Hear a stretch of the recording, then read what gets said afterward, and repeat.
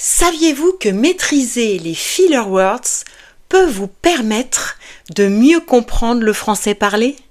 Aujourd'hui, nous allons aborder un sujet essentiel pour maîtriser le français parlé.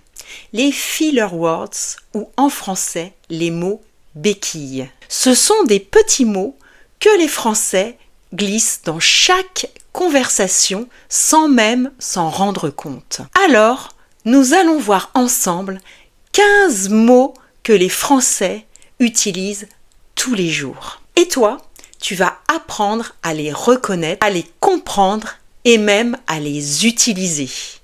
Alors, tu es prêt? C'est parti! Avant de commencer, pas besoin de prendre de notes. Je vous ai préparé un PDF gratuit dans lequel vous retrouverez les 15 petits mots magiques du français parlé. Le lien est dans la description. On commence par un mot super courant en français parlé. Alors, on l'utilise pour commencer une phrase ou changer de sujet. Je vous donne un exemple. Alors, comment ça va? C'est comme so en anglais. Et parfois, on peut aussi dire « et alors ?» On passe à un deuxième mot très utile lorsque l'on cherche ces mots en français.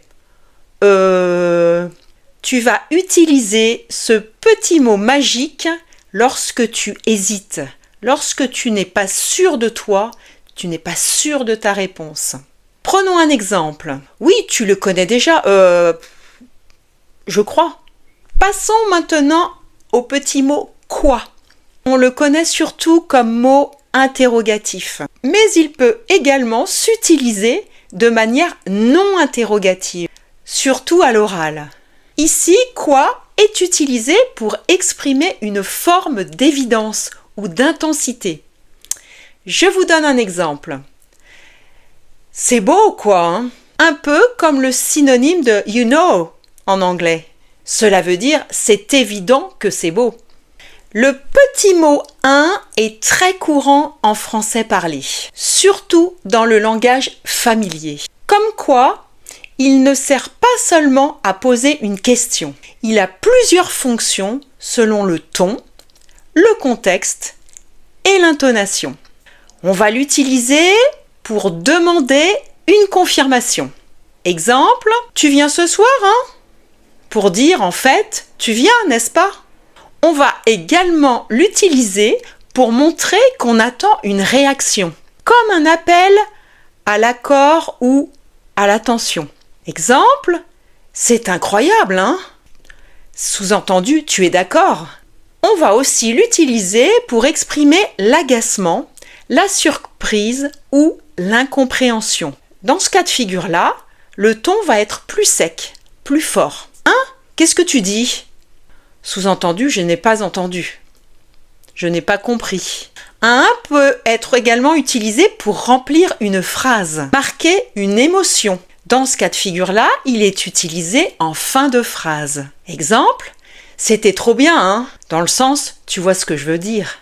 Bref est un mot également très utile à l'oral, surtout dans le français familier. Bref, on l'utilise pour résumer une histoire, une idée. C'est comme dire « in short »,« anyway » en anglais. Prenons un exemple. J'ai raté mon bus, il pleuvait, j'étais en retard. Bref, c'était la galère. En anglais, on dirait « in short, it was a mess ». Bref est également utilisé pour clore un sujet ou passer à autre chose.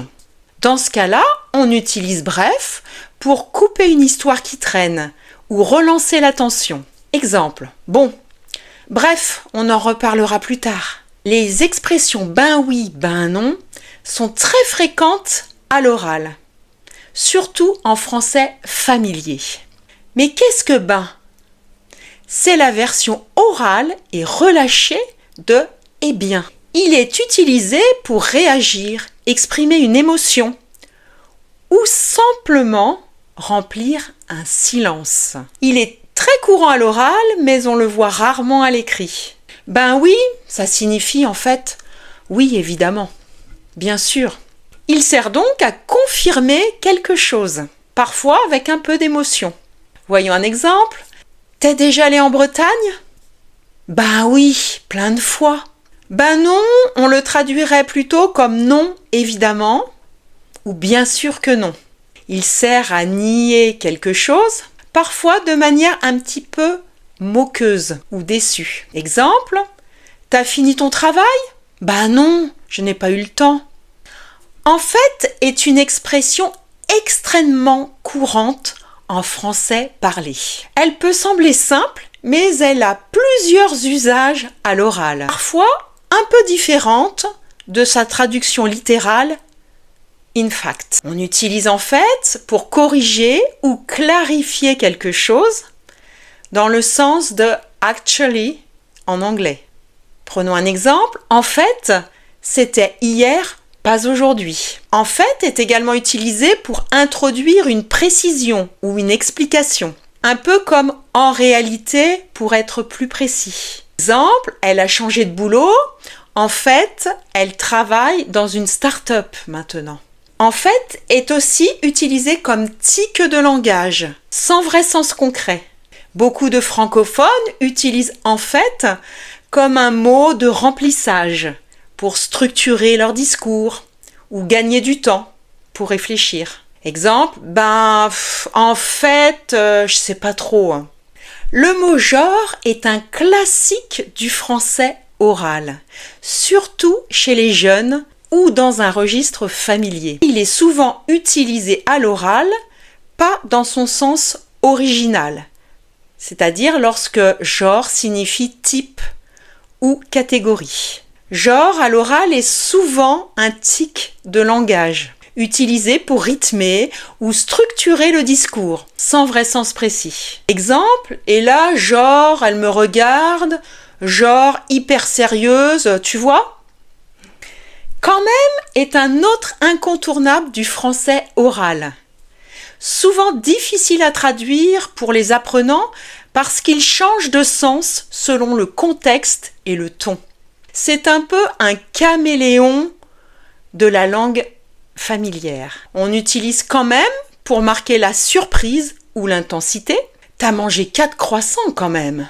Ici, quand même, exprime une forme d'étonnement positif ou négatif. On l'utilise également pour insister, renforcer une émotion.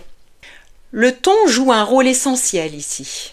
Il est encore en retard? Non mais quand même! On peut trouver également quand même en fin de phrase, utilisé comme tic de langage. Exemple, c'était super dur quand même.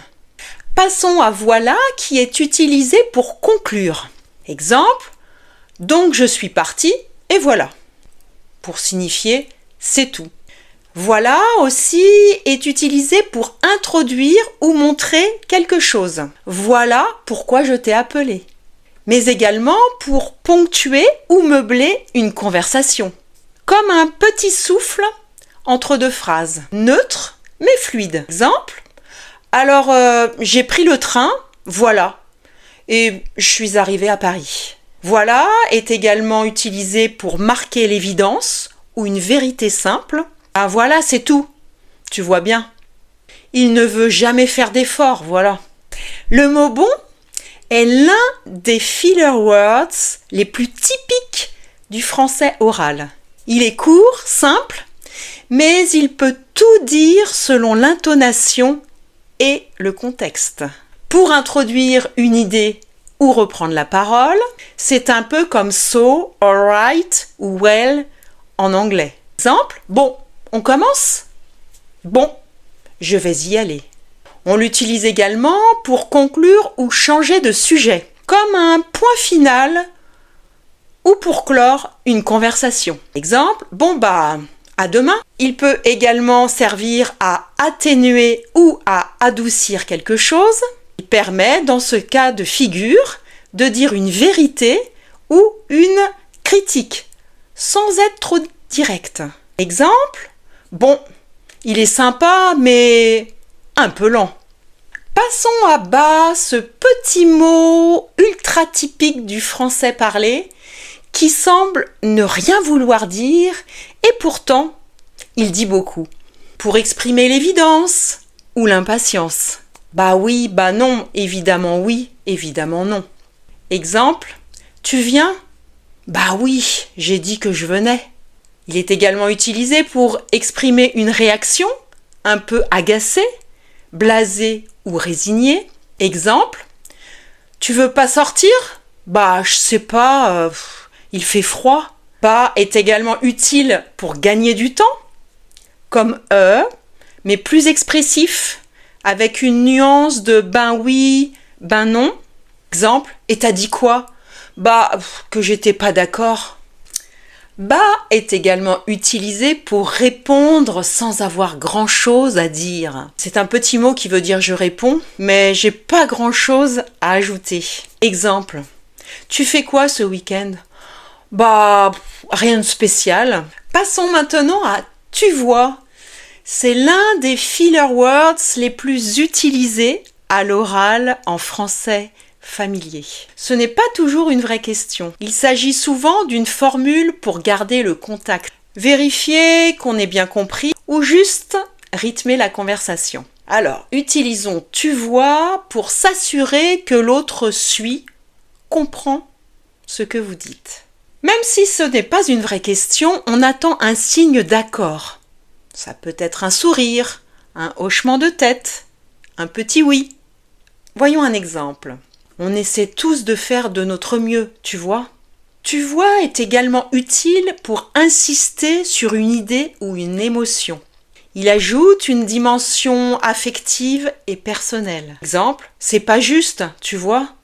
Il est également utile pour créer une connexion, garder l'attention. Comme un tic de langage pour ne pas parler tout seul, si l'interlocuteur ne répond pas vraiment. Et là, je me dis, faut que je bouge, tu vois, parce que sinon, je vais exploser. Passons à tiens. Tiens est très utile pour attirer l'attention de quelqu'un à l'oral. Exemple. Tiens, regarde ce que j'ai trouvé. Mais aussi pour marquer une surprise. Tiens, je ne m'attendais pas à te voir ici. On termine par franchement, qui est très utile pour renforcer une opinion. Exemple, franchement, ce restaurant est vraiment délicieux. Franchement permet également d'exprimer la surprise à l'oral. Franchement, je ne pensais pas qu'il arriverait aussitôt. Voilà, tu connais maintenant les 15 filler words les plus utilisés dans le français parlé. Ils sont partout, dans la rue, à la télé, dans les cafés et même chez soi. Alors, écoute bien, répète ces mots et ose les utiliser dans tes conversations. Et dis-moi dans les commentaires quel mot tu entends le plus souvent en France. N'oublie pas de liker cette vidéo, télécharger le PDF gratuit dans lequel vous retrouverez les 15 petits mots magiques du français parlé que nous avons vus aujourd'hui. Le lien est dans la description. Je te dis à très bientôt sur cette chaîne.